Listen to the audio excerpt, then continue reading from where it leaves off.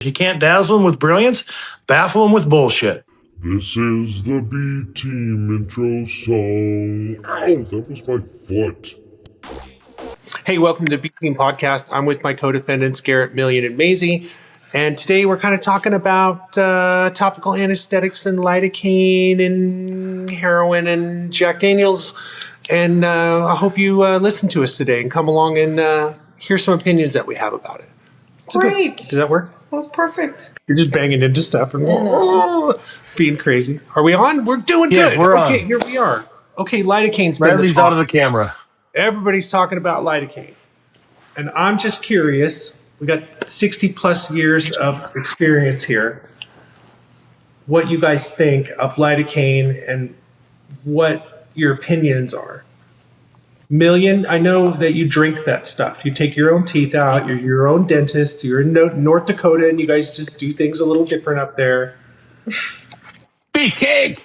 Yeah. What's with lidocaine? What's your opinions? Where are you at? What do you think? I don't use the shit. I don't use numbing cream. I don't use lidocaine. All I've had is problems with healing. I've had problems with diminishing returns on using it. And even Bactine, I spray that on a tattoo. I get another 20 minutes tops. So I just learned how to work with my client, how to make sure that they come prepared, their body and everything is prepared before the tattoo. And then I learned that tattoo needles are sharp. You don't push the ink in. You don't have to carve them deep. Take your time and you're fine. But some people swear by it. We used to advertise pain-free tattoos at the shop. We painted pain-free tattoos on the window one time, and people would come in and say they don't hurt. And we go, no, we just don't charge extra for the pain. It's pain-free. So you don't use lidocaine. You really never have, or any of that. I have. I've used that stuff. I just don't because I don't like the results when it heals up. And I've seen, especially with like numbing creams, I've seen the colors heal duller. Interesting. What do you Like think? there's a melanin fucking reaction or something to it. What's your initial thoughts here? So, back in the day, we had that blue gel. Remember that, Riley? That shit was. Oh, yeah. And shops used to charge, an extra $10 per dose of it. Yes. And which is crazy nowadays. But I recall one time tattooing a guy's chest with this, and it hurt so much. We were like, oh, let's just blue gel. Oh, we blue gelled many, many times and came back about 6 months later when it finally healed, and it was all hamburger. It was a 3-dimensional tattoo. Yeah. I have since sworn off blue gel. I will, however, use like the Hustle Butter spray. Yeah. I do like that. I like their soap. Unfortunately, they don't make that anymore. They're foaming numbing cream. Yeah. Do use it. I use it because I like to stretch in the middle of a tattoo. I want to go look at a bird, or I want to take my eyes off the tattoo. I get up and I'll squirt them once and rub it in gently with my fingers and take off. And then for like 3 minutes, 5 minutes. That way, when I come back into it, it's not so painful. I do use it. I don't like using any of the pre-deadeners. I don't like using anything crazy. There's so many new brands that come out that are advertising everything. You don't know where these are being made, first of all. Mm-hmm. As far as if someone absolutely needs a pre-deadener, I suggest Dr. Numb. It's been around long enough. I don't know these new brands that come up. So yeah, I think this stuff is useful. I wish the foaming soap was still around, but it's not. I think that was a little easier. And, I only use it maybe 2 or 3 times during a 5-6 hour tattoo. Maisie? Ooh, good question. I don't use numbing cream. It causes vascular issues. It restricts blood flow to the area, so it makes the skin really cold and really chewy. And I have researched it enough to feel confident in that the result with using numbing cream for me, and this isn't everybody is this way, but for me, the result with numbing cream does not reach the same level as it does without. So you might feel a little bit better for your tattoo, but the tattoo that's going to be on your body for the rest of your life isn't going to have the quality that I tend to see without. That being said, I like Bactine. I used Bactine very consistently for the past couple of years. I'm a big fan of it. It has a short life. It wears off quickly. People tend to feel it worse when they come back into it. So primarily what I used it for was the very last push. And depending on the location on the body, sometimes it was nice to use before photos because it wiped away your stencil. It brings down the redness and swelling a little bit. So I used it more as a tool for myself than I did for my clients. But yeah, numbing cream's on the no list for me. It's just it's too up in the air. Too many of them have been recalled by the FDA recently, and I don't trust it. What about you, Riley? Numbing cream's come a long ways. It used to be called heroin. Yeah, and it worked really fucking well, if you guys remember. Now it's called There was fentanyl. another numbing cream we used to use. Garrett, do you remember? I think it was called Jack Daniels. Yeah. Yeah. Well, there was another one. Yeah, Jim Beam too. Yeah. Jim Yep, Beam. both Jim of Beam those. was good if you Yep. could get it. Yeah. Well, now it's just called fentanyl. Now it's just called fentanyl, apparently. Yeah. Numbing cream's come a long ways, but like, there's, I never use the stuff. I just, learn to manage pain. We're all in the pain management business. If you're a tattoo artist, at the end of the day, you're in the pain management business, like a dentist or any other professional. So I stayed away from it. But it's like, I've gotten educated over the years, and recently I've gotten way more educated because it's become a topic here in Oregon. In Oregon, they banned it. In Wisconsin, they banned it, and so you can't use it. But it's like, I've seen when there was this period probably about 5 or 6 years ago where all these numbing creams were coming out and they weren't legit. They were these weird brands that I didn't recognize and different things. I used the Hustle Butter soap, like you said, and products like that before, and they were great. But recently, now that Oregon has banned it, and I'm kind of in the middle of that here in Oregon, I started researching it, and what I came up with kind of blew my mind. What I found out blew my mind. I knew a person that worked for one of the companies that manufactured back in the day, and all of a sudden they had to retool how they were manufacturing this product because transporting 4 or 5% lidocaine over state lines became a crime. You were transferring a narcotic, so they had to really regulate the 4 or 5%. And what we found out is like some of these products had 9 or 10% in them. That's enough to remove a tooth. That's pretty serious. So I knew that was going on. And then when I researched, I just simply, and I encourage everybody to do this so they can kind of find out what the score is, because I hear so many weird things about it. Just simply do a Google search of FDA tattoo numbing cream and stop right there. Just stop right there and look at the FDA's reports, because that's kind of where this kind of came from. The FDA, people started dying, literally.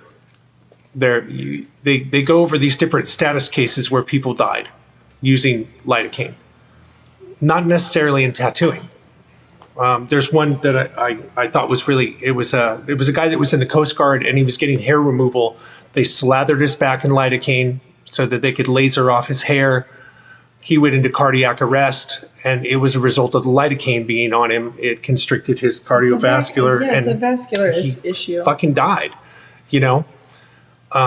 There's case after case after case of these type of things. And then because the lidocaine wasn't being regulated the way it was the wrong kind of lidocaine. Lidocaine constricts your cardiovascular, which slows down your nerve endings, and the amount of time that is on you and the amount that's on you is the key. That's the key to salvation, like what's going to hurt you and what's not. So I know here in Oregon, they just banned it. They just said you can't have it, you can't use it. Even though you can buy Bactine at the store down the street, as a tattoo artist, you can't use it, which doesn't make much sense. Right. But your client in theory could administer it, correct? Sure, They brought absolutely, their own. absolutely. I could be wrong. I don't See, know they though. can't regulate the citizens from using it, but they can regulate a licensed artist from using it. And it's interesting to me that Oregon doesn't just adopt the FDA regulations. The FDA regulations say, yeah, you can use it. It's safe to use. It has to be 5% or less. So it's not dangerous. It's safe for the public. It should be safe for you. But they won't go that far. So I don't know why. What I'm curious about is this. When I'm talking to tattoo artists a lot of times and I'm like, and this subject comes up, what I hear a lot of is like, well, I've been using it for 20 years and I've never had a problem. That bothers me. That bugs me a lot because it's like, that's not a very good way to go through your tattoo career. I've been doing this for 20 years and I haven't had a problem, so fuck it. So who cares about the rest of the world? So let me tell you a specific incident that happened that I saw. I was at a tattoo show. A guy was using some kind of lidocaine that he'd bought from God knows where. And he was like, this is the most amazing stuff. The client's getting this tattoo and they're going, I can't feel a thing. This is awesome. This is great. This was in my hometown where I'm at.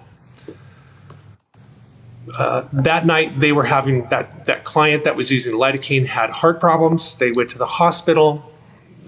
The constriction of blood vessels in their leg had gotten so bad that they basically carved about an inch of meat out of their leg and was trying to stop their leg from rotting off. When they're lucky they didn't get blood poisoning, they had to go through surgeries. There was all kinds of problems. They were using something like 12% lidocaine, which is a surgical grade of lidocaine. Yeah, crazy surgical grade of lidocaine. That's not okay. I'm sure the artist didn't know that was going to happen. He thought he just got a miracle drug. It wasn't his fault. He was like, hey, I bought this stuff and it's awesome. And they couldn't feel a thing and I tattooed away and it was carefree. When there was a direct result of someone that could have got hurt or died. So I'm not against regulation of these products. I am a little bit curious about them just banning the products for professional use, but still commercial use out there in the world for the public is okay. That's strange to me. That seems very weird. What I heard is that it's in part due to the fact that it's an unprescribed over-the-counter medication is what like the Bactine has been labeled as. And so facilitating an unprescribed over-the-counter medication to your client, if I'm understanding it correctly, is a gray area.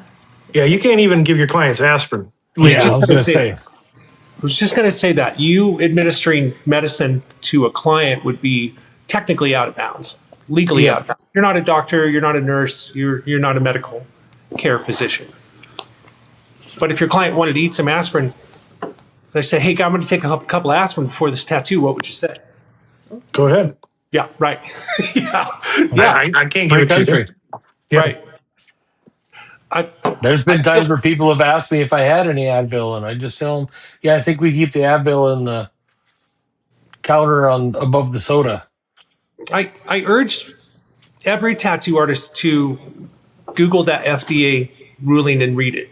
It's not very long. It's a couple pages. It's basically an overview of the hazards and the different companies that have gotten in trouble for manufacturing a product that wasn't safe or didn't meet their regulatory guidelines. And I'm not trying to dirty any company or anything like that. But I urge every artist to just Google that and read it. It's a very interesting read. It shows you some warnings, consequences. It shows you why they made that ruling about that stuff. And the FDA regulations totally make sense to me. I'm like 5%, you're not supposed to cover more than 18% of the body. You shouldn't have it on there for more than an hour or two. The FDA definitely advises you not to put that stuff on and then put some kind of a wrapper over it, like, cellophane or something like that. Like, this is supposed to be a topical anesthetic. It's not supposed to get into your bloodstream and go through your brain and your heart and all that stuff. And I know that right now there's an artist going, well, I've been doing it that way for years. And I get it. I don't care. I don't care. I'm just saying, read it and get some information and learn a little bit.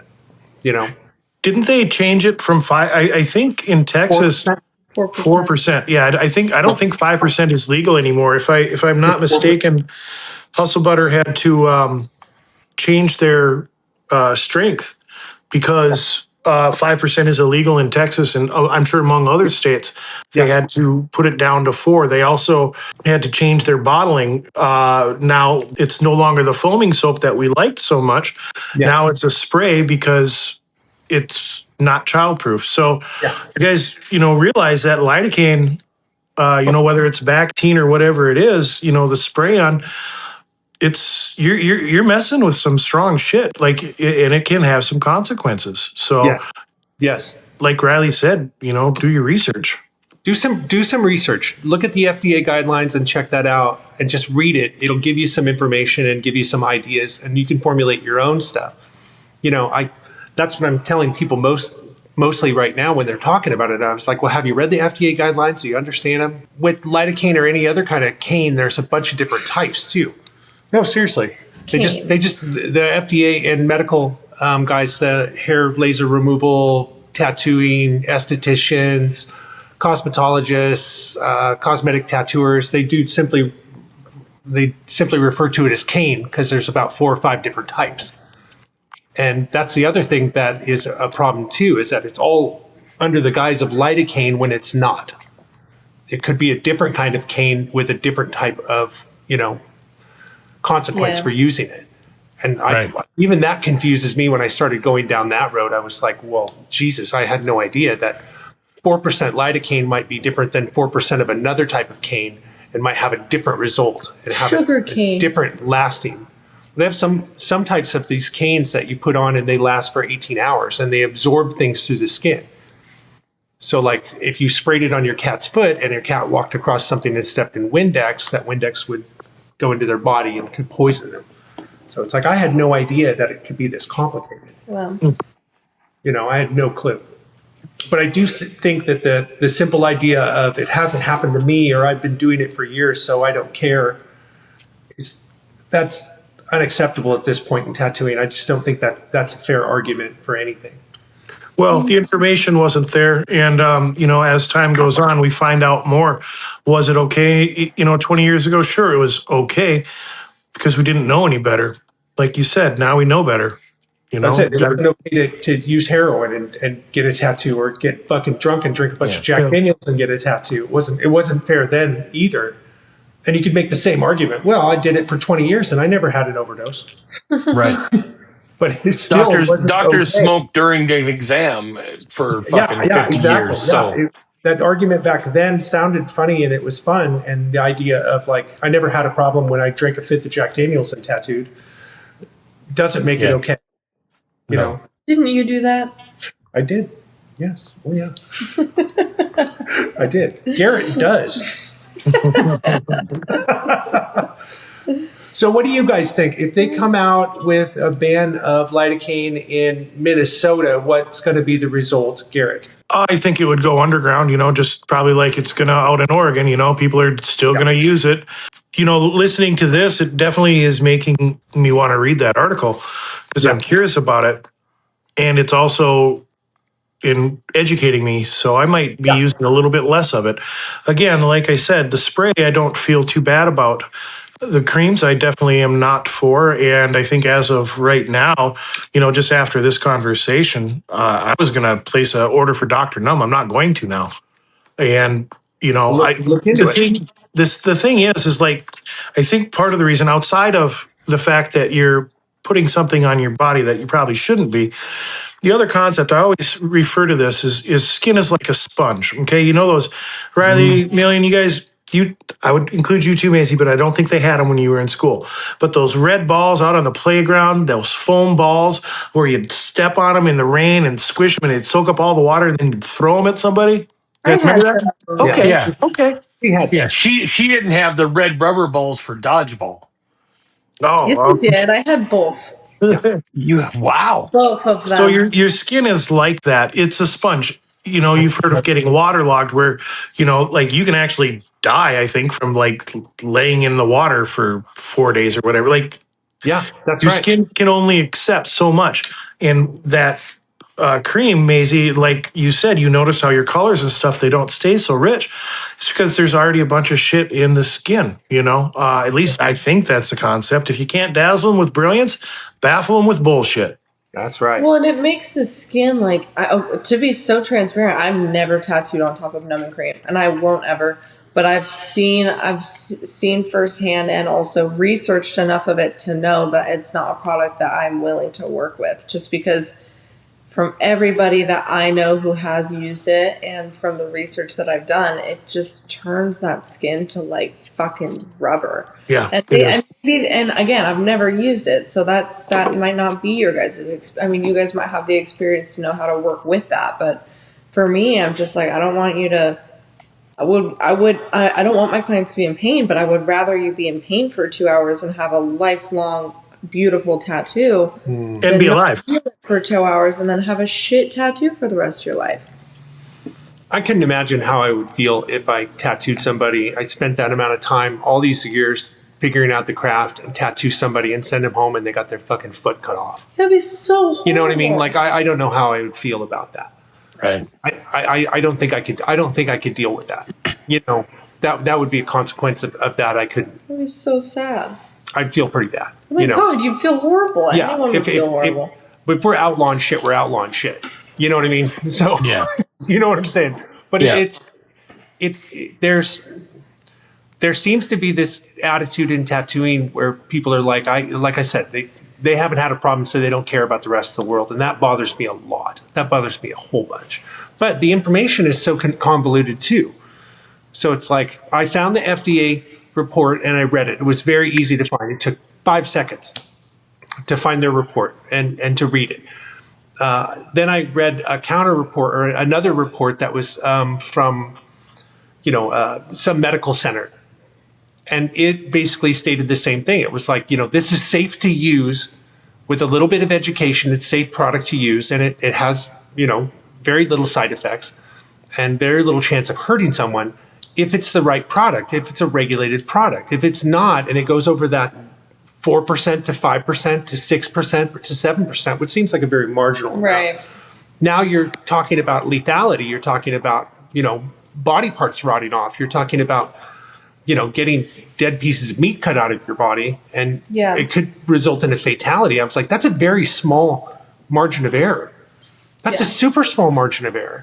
Well, even sorry, go ahead. Goes back to the old adage of medicine that the poison's in the dose. That's exactly it. Thank you. Yeah, good point. I need to look this up really quick. Do you want to look it up and go through it while we're... Well, I would love to do that, but yeah, go ahead, Garrett, while I'm finding. Funny enough, we were in Ireland last year. Yeah. And we may have ran into an artist, or may not have ran into an artist that said, would you guys send us some lidocaine because we cannot get it over here? That's right. I think it's been banned overseas for, like, we should probably start listening to some of what they do over in Europe. I think a little bit more in Ireland, maybe these other countries, maybe they're onto something. I don't know, man. I don't know. I just saw a post the other day, and I did not know this, that blue shop towels have latex in them. I know, and that's why I don't use them, because if you have a latex allergy, you're fucked. Yeah. So, that's new to me. Plastic. Yeah. So just really quick, I knew this to be true, but I wanted to confirm the number. Even Bactine on the bottle, it says that you can only spray it on a certain human up to 3 times in a 24-hour period. And that's on broken or unbroken skin? Its purpose is for cuts and burns. So it is for broken skin. That being said, I mean, it's only effective in broken skin. That's what Bactine is, unlike lidocaines, which penetrate through the skin, or numbing creams, excuse me. But even the Bactine bottle, is something that is FDA regulated and over the counter and widely used, it does, even that has like, this is the maximum amount that you can safely use. Yeah. And it's 3 times within a 24-hour period. So it's just, I mean, I just want to. And it produces a very nasty chemical reaction with mango extract. What's the Which gets mango extract gets put in a lot of products. Yes, right? it does. Some of them are tattoo glide products. What is the chemical reaction with mango? I'm curious. Some people are allergic to citrus and mangoes specifically, and it can fuck them up pretty bad when it gets into their bloodstream. No, that I get, but what's the chemical reaction with lidocaine in mango? There was an artist. Okay, so it is saying. I'm gonna have to read through this. Go ahead. Thoroughly. Because we're learning too. I'm gonna read through this whole thing. I will sidebar and say that there was an artist that I used to work closely with, and they use a Bactine product on a client as well as a glide that included mango extract. And this client, it wasn't an infection, but it was almost like a rotting. It almost it mimicked a lot of the symptoms of an infection, where it was oozing like almost like a green color discharge from the tattoo site, and they lost a lot of the tattoo. They had fallout. This is the only instance that I have seen of this, and it was not fatal. It wasn't detrimental to the tattoo. They didn't have to go to the hospital, but it was very scary. And then I can go ahead. I just Googled for curiosity purposes. What I Googled was chemical reaction between mango and lidocaine. And here's what this says. Now, it starts by saying there is no common direct or harmful chemical reaction between edible. Nope, that's not what we're looking for. Let me look up topical between topical mango lotion is what we'll say. Same thing. No widely recognized direct or dangerous chemical reaction between topical cosmetic mango lotion ingredients and lidocaine. However, mixing topical products can cause issues related to skin absorption efficiency, and allergic reactions. So it says key interactions and risks. Number 1, increased absorption toxicity risk. Mixing lidocaine with other creams or lotions can significantly increase the absorption of lidocaine through the skin. This may lead to systemic toxicity, resulting in serious side effects like irregular heartbeat, seizures, and breathing difficulties. Skin sensitivity and allergies. This is number 2. A topical mango scented lotion likely contains fragrances like limonene and linalool and botanical extracts. These can cause allergic contact dermatitis, leading to itchy, red, or blistering skin. While lidocaine is generally well tolerated, it can also cause allergic reactions, causing rash, swelling, or burning.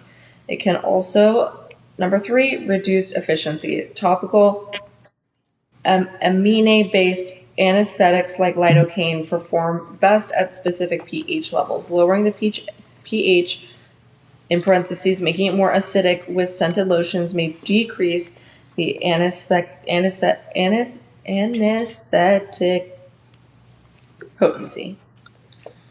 And then delayed reactions. Allergic reaction from mist products might not manifest immediately, but could occur days after exposure. Safety guidelines. Are you still talking? A little bit. Safety guidelines. So I know Maisie's going to cut a huge chunk of this out because of once she listens back to her reading this, she's going to be like, fuck this. Please don't cut that out. It is, and we're going to definitely keep it. Yes, quite definitely keep it, and we'll use that as the intro. I'm just telling you guys. I mean, you guys asked for me to read it. So. Do not mix lidocaine with other creams, oils, or lotions unless approved by doctor. Apply lidocaine only to intact skin, never broken, irritated, or burnt skin. Now, I'm assuming that this isn't including Bactine in that, because that is Bactine's. I mean, I might need to research this more, but as far as I'm aware, Bactine's purpose is for cuts, scrapes, and burns. Yeah. If rash or skin irritation develops, wash the area immediately and discontinue use. Well, I think that it brings up the point too, where it's like lidocaine is not a painkiller. It restricts the blood vessels so blood won't flow as much, which slows down your pain receptors. And with these constricted blood vessels, now you're putting another entity into the bloodstream.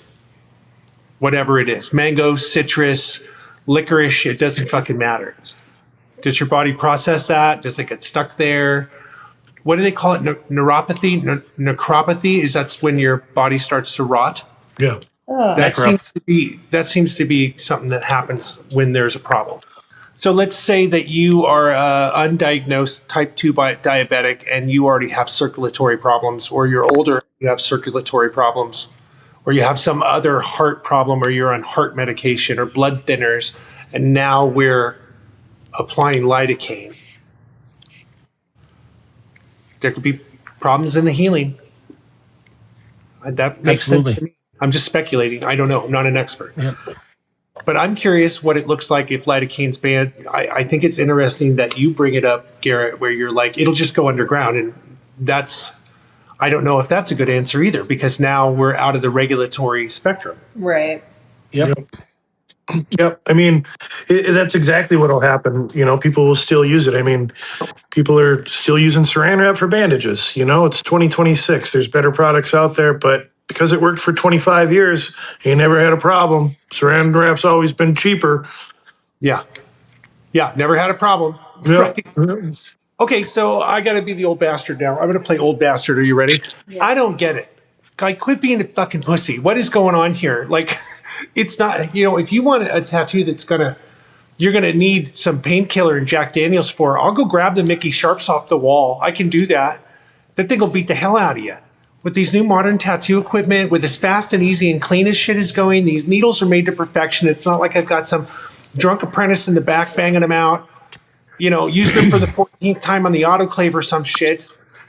I mean, I'm buying real ointment. I'm not buying the stuff from the dollar store anymore. Tattoos are about as pain-free as they've ever been in the history of the fucking planet, and you've got to have ointment? Come on. I don't get it. Preach into the choir. I don't get it. Come on, man. Don't be a pussy. Just hang in there. So there's a few things that need to be considered from the client's perspective when they're going to get tattooed. Number one, pain mostly is in your head. It's a scientific fact. Doctors are not taught enough about, but pain is mostly in your head. How else do you explain phantom limb problems? Because your body knows it's not there, but your brain still feels pain in something that doesn't exist. So that's interesting. Pain's in your head. So definitely get in a comfortable space. Be comfortable. Find a way to get comfortable and take what you need to do that. Then food, you need nutrition, hydration, and rest. If you show up after partying all fucking night long, having only ate a fucking 2 Snickers and drank a Mountain Dew, it's gonna fucking suck. I promise you. But if you show up well rested within an hour or less of having a decent meal, protein, carbs, veggies, all that stuff, and then bring some water to drink, or hopefully they have water there for you to drink, you're going to be fine. You're going to be able to lay there for 8 fucking hours without a problem. I've done it. I do it most of the days that I tattoo. Great. And I do not use numbing creams or Bactine. Well, Maisie, there is exceptions to that rule. There's some people that just have a higher sensitivity to pain.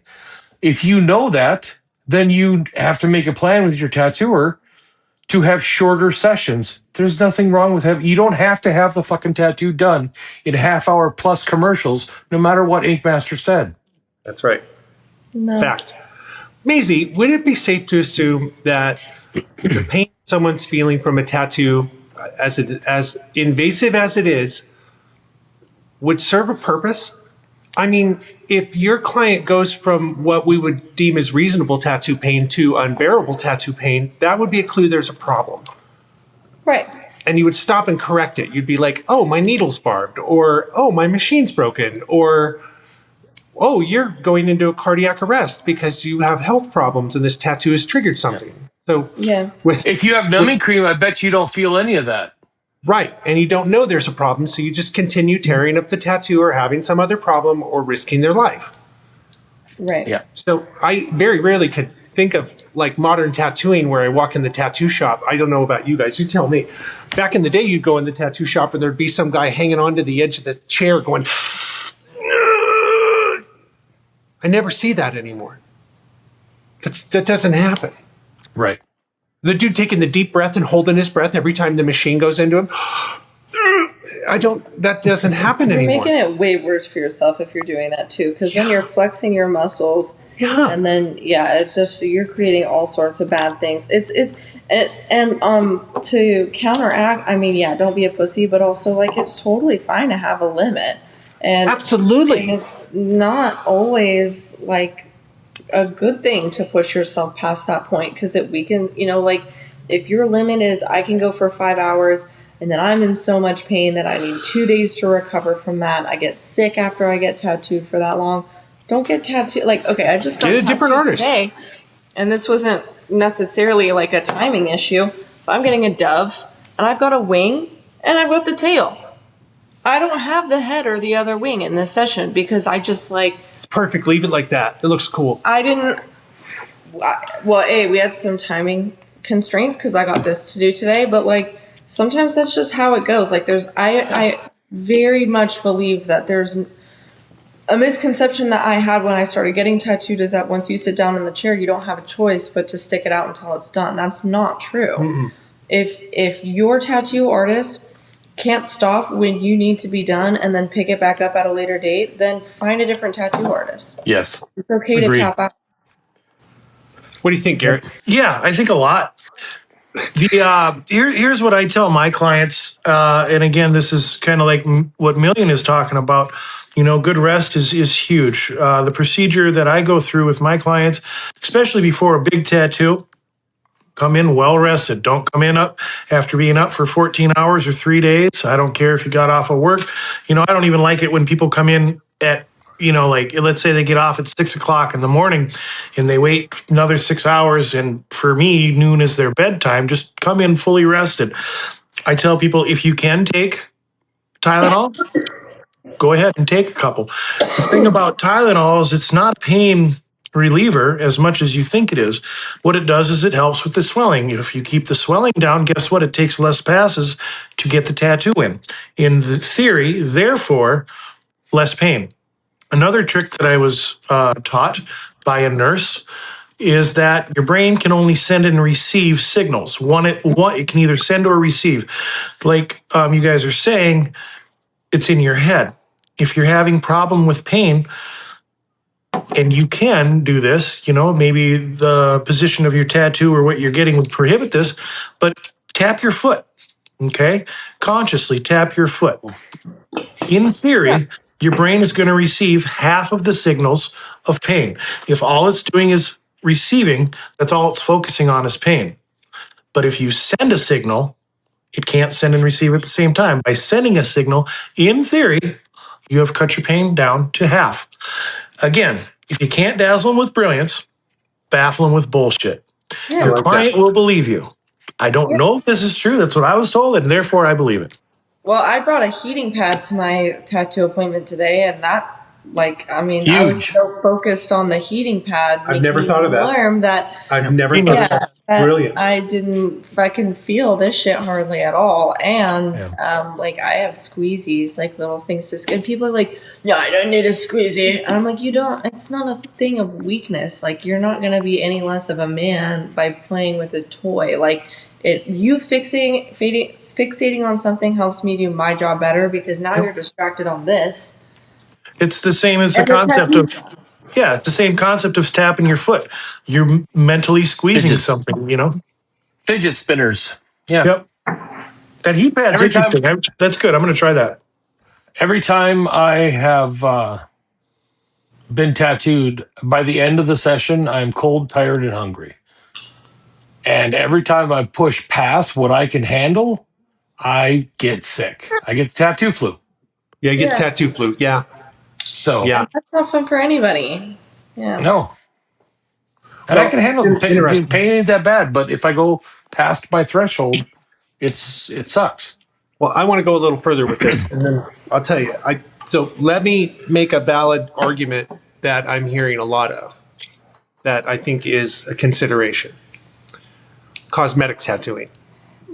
It's almost necessity to have these lidocaines for these sensitive areas that they're tattooing.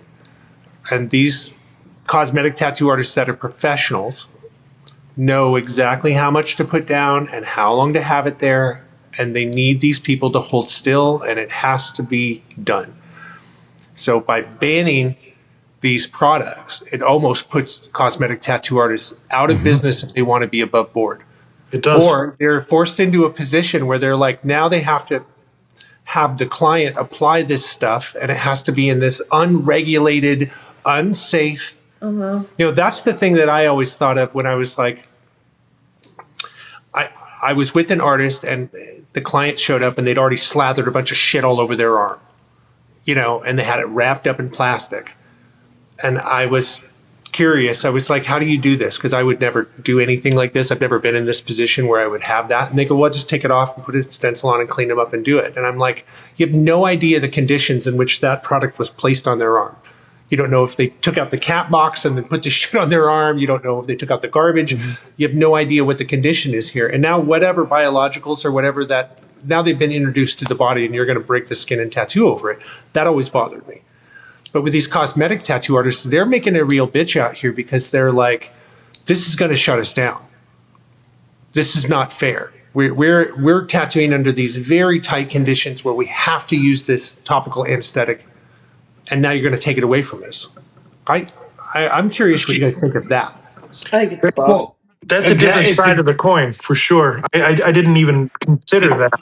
It's still in the realm, though. It's Yeah. very much in the realm, and I can hear these guys just there going ballistic out here, going, "What you're killing our business," and I get it, but I'm just curious what you guys think that looks like. How does that sound to you? Well, it's not to sound whatever, but it's another example of governmental overcorrective steering. I agree. I You agree. know, back when the SUVs came out, everybody was taught not to overcorrect your steering. You'll roll your Sure. car. Yeah. Still that way. That's all to go from not regulated to banned is too Yes. big of a jump. Well, but it was regulated. The FDA made a ruling on this 5 years ago. Sure. The FDA ruling is perfectly legit. It says use this amount of lidocaine. Here's the parameters. Go. Right. So they coming along and banning it is wild to me. Yeah. Like, why can't they just go with the federal ruling? Right. I personally would rather that. I mean, I'm not a cosmetic tattoo artist, but I've thought about like getting the lip blushing and stuff like that. I've heard even with the lidocaine, it's a very. I mean, you have so many. Your fingertips, your lips, are one of a handful of places on your body that have like so many nerve endings. Right, your eyelids, like any of that. It's so intense, and like I wouldn't want to get that shit without numbing. It reminds me of the homunculus. What's that? A homunculus? You have to go online and look up the homunculus model, You but mean it the guy from shows Mad you. Max? No, I don't know. Anyway, Lord it shows you a ruler of the graphic wasteland. graphic representation of a human model, but all their proportions are based on the sensitivity. Oh, Yeah, lips and hands, lips and fingers. that's Lips, interesting. hands, penis, feet. They're No, all highly. They made the genitals on this thing so small. Yeah. Because that's going to be the third thing I brought up. Was Yeah. So yeah. I love that model for showing people like where's the most sensitive place. Show them the homunculus. I'm like the bigger it is, the more sensitive it is. Yeah. that's Yeah. so funny. Well, I thought it was an interesting topic to talk about. It is. It's coming around, and it's something to consider. I thought, from a tattooer's point of view, getting your guys' perspective and ideas about it, kind of help people maybe get more enlightened about it. Yeah.